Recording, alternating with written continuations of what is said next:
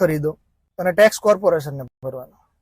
તમને એવું થતું છે કે વાહન ખરીદવામાં કોર્પોરેશનને કેવી રીતે ટેક્સ ભરવાનો? તો મિત્રો, હમણાંની જ વાત કરું, મેં અમદાવાદમાંથી 2 વ્હીલર ખરીદી કર્યું, બાઇક. તો મેં એક મિત્રને એવું પૂછ્યું કે જો મારે સસ્તામાં હજી 2 વ્હીલર લેવું હોય બાઇક, તો ક્યાંથી લેવાય?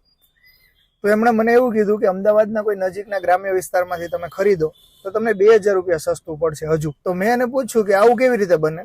તો એમણે એવું કીધું કે અમદાવાદની અંદર જેટલા બિલ બને ને ડીલરોને, એમાં 1800 થી 2000 રૂપિયા કોર્પોરેશન ટેક્સ લેતું હોય છે. તમે બાઇક ખરીદો કે કાર ખરીદો, કારમાં કદાચ 7000 થી 8000 રૂપિયાની આસપાસ ટેક્સ છે, અંદાજિત રકમ છે, ફિક્સ નથી કર્યું. પણ બાઇકમાં કેટલો લીધો એનું મેં અહીંયા રિસિપ્ટ મૂકેલી છે, આપ જોઈ શકો છો. મેં જે બાઇક અમદાવાદથી ખરીદું એમાં 1800 રૂપિયા આસપાસ કદાચ એમણે કોર્પોરેશને ટેક્સ લીધો છે. હવે એની સામે મને કોર્પોરેશન શું આપે છે? કશું જ નહીં. ખાડા પડેલા રસ્તાઓ, ભૂવા પડેલા રસ્તાઓ, ગટરમાંથી પાણી બહાર વહી રહ્યું છે, રોડ રસ્તાઓ સરખા છે નહીં. પણ ટેક્સ બાઇક હજુ તમે ખરીદી નહોતું એ પહેલા તો કોર્પોરેશનને ટેક્સ મળી ગયો હતો. તમે જયારે ટેક્સના પૈસા લઈ રહ્યા છો, તમે ઘર વેરો લઈ રહ્યા છો, પાણી વેરો લઈ રહ્યા છો, શિક્ષણ કર લઈ રહ્યા છો, તમે વાહનમાં પણ વેરો લઈ રહ્યા છો, તો પછી સુવિધા કેમ 0-0? સુવિધાના નામે શૂન્ય કેમ? તમે સુવિધા આપો ને.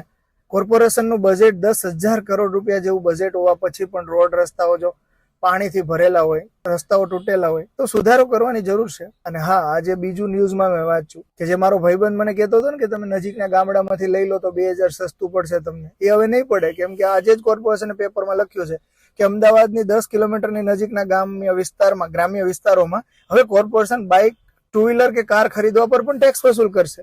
આવું ક્યાંક ન્યૂઝમાં મેં વાંચેલું છે.